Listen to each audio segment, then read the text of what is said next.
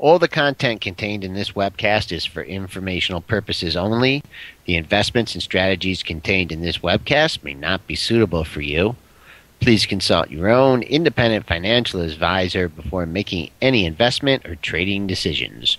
Welcome back, traders, to a scary Friday the 13th market so far, Dennis. We opened up. What do you know? That 1380 level's there again, and it's been straight down. Yeah, Joe, we cut through that 1380. You were warning about that on our first show. We cut through straight down to 1370, where you actually were saying we could break down. So you're not always right, Joe, but you did a pretty good job today on that one. Obviously, just cut right through everything in the 1370 handle. I mean, we're weak. We're weak across the board. Some of your defensive names have been holding up, but overall weak with probably the financials almost leading the charge here, Joel.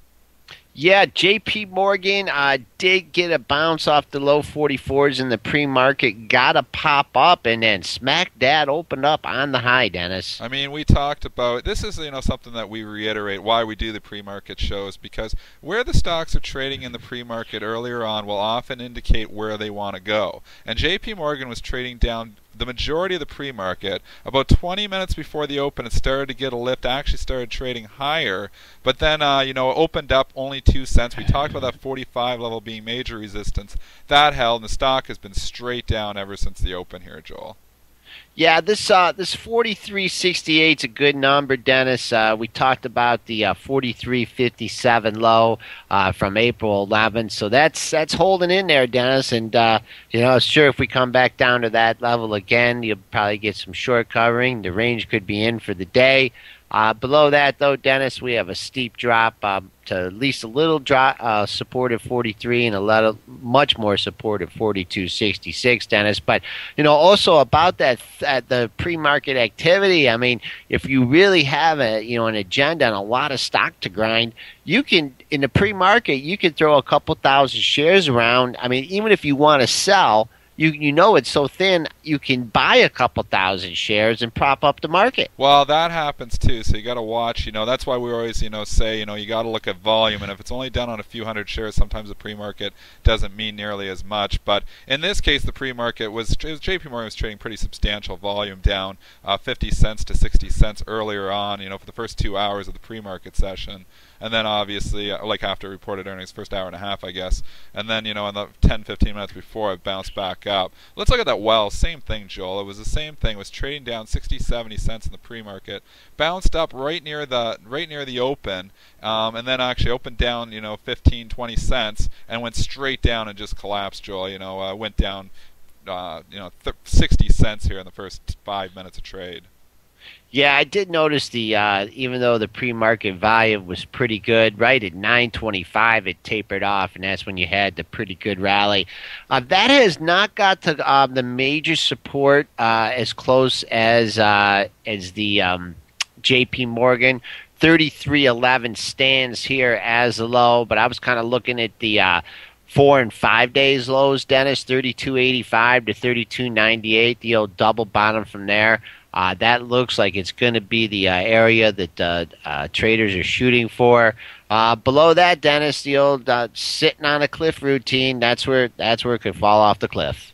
Bank America has been very weak today here too, Joel. It got a lift yesterday, but today has been ugly all day. Same thing, opened a little bit weaker, straight down, opened 907, now trading down at 885, Joel. The stock is just, it's come back into a little bit of support it found there from a couple days ago, but man, this is a pretty strong sell-off in Bank America as well. Yeah, I mean, it needs to find a home here somewhere in the 8s. You got that 850 bounce. You got the little, the upgrade and the huge market rally for a couple days. Got back over 9, but a lot of people are saying, get me out at $9. And now, lo and behold, we're below that level. Don't think we'll get to 850 today, Dennis, but that's the next major support in the bank list of America. I mean, you can argue this downtrend happening too in the last month, where we topped out the triple top up here at 10, and then you got this trend going on here now, and the stock definitely held that trend from the last couple sessions and is appearing to break down again. So financials a little bit scary on the charts right now. Apple, Joel's another scary chart here. Stock is breaking down significantly right now. We talked about the 620 level being critical to hold. It did not hold. It broke. We kind of thought it might do that on our earlier show, which is exactly what it's done. Down $14 now, Apple.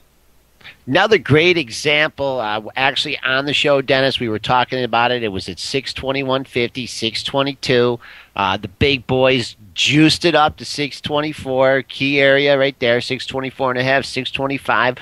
Opened at that level and just stuck on, put the gas on, blew through the 610 to 620 level.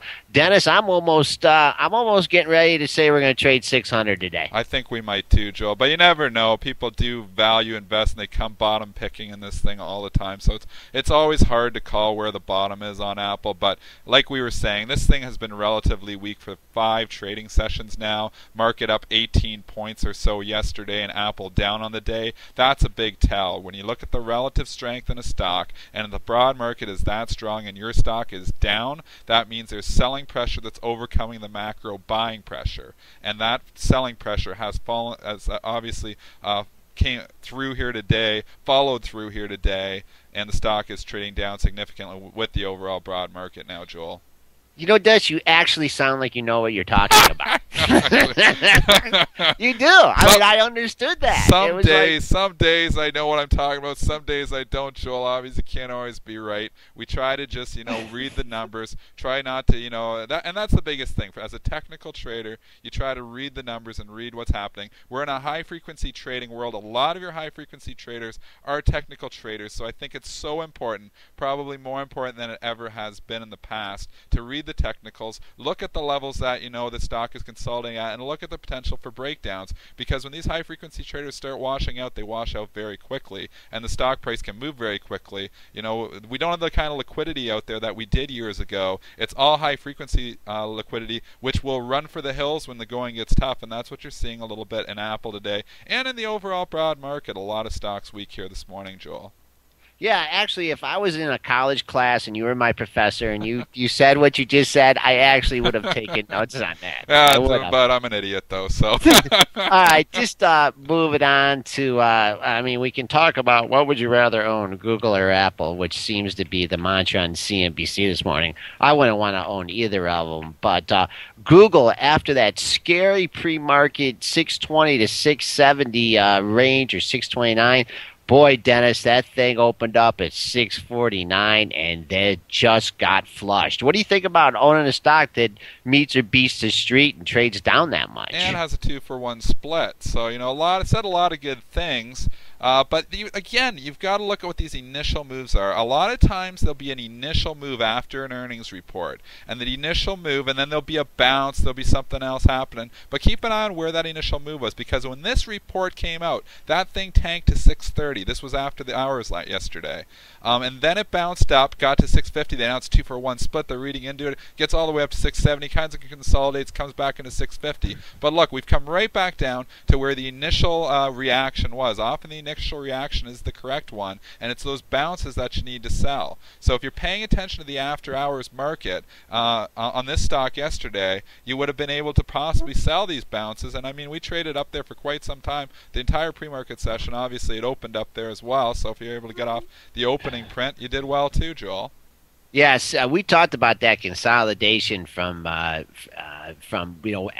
the big pop and drop at that 655 area, and then probably a pretty good clue if you actually are trying to day trade this thing is after hanging there in the pre-market flush, it opens up $5 lower, and hopefully our traders that played it from the long side were playing it close to the vest. But Dennis, just maybe to close, maybe we should just talk about some of these defensive stocks that how they're reacting today. Yeah, and we've been talking about this for 3 or 4 days too. Your defensive stocks are moving opposite to the market. In the last 6 months to a year, everything has been correlated. But in the last 2 months, there's been starting to get this decoupling here happening, where you've got some of the defensive names which are actually moving opposite to the market. And Procter & Gamble today had a heck of a move off the open. It opened up, went straight up. It has given back a lot of the move now, but if I just show you the chart here, you had this huge spike up in Procter & Gamble up to the 66.5 resistance, which we had talked about, and then has pulled back. But a lot of these defensive, it's only down 6 cents. We're down 15 points in the S&P.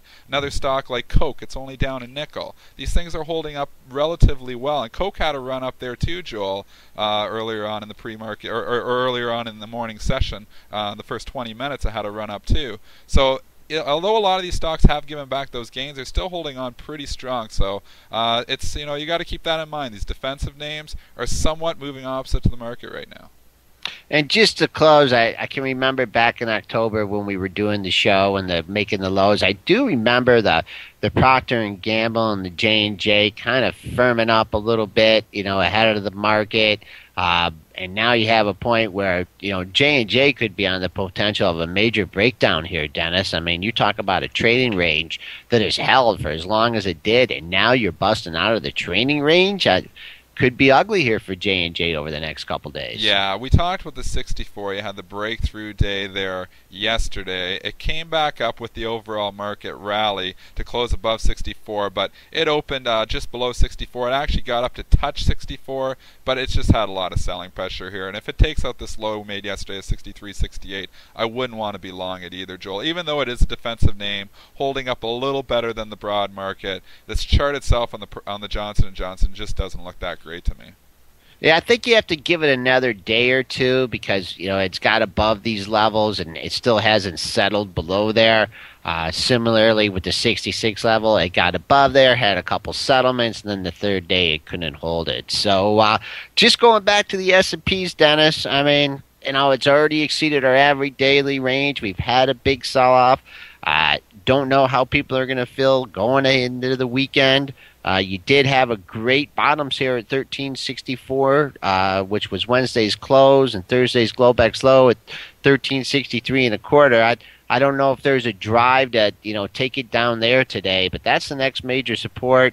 And then I think any pops that you get in this, especially with Apple, down, trading down, some of the other leaders trading down, I think people are going to be trying to get back out in that 1375, 1376 area. Any closing thoughts for our traders today? I think you just got to be aware, that you've got a lot of breakdowns overall here in your cyclicals, like we've been saying, and you're getting a breakdown, obviously, in some of these stocks that have been strong for quite some time.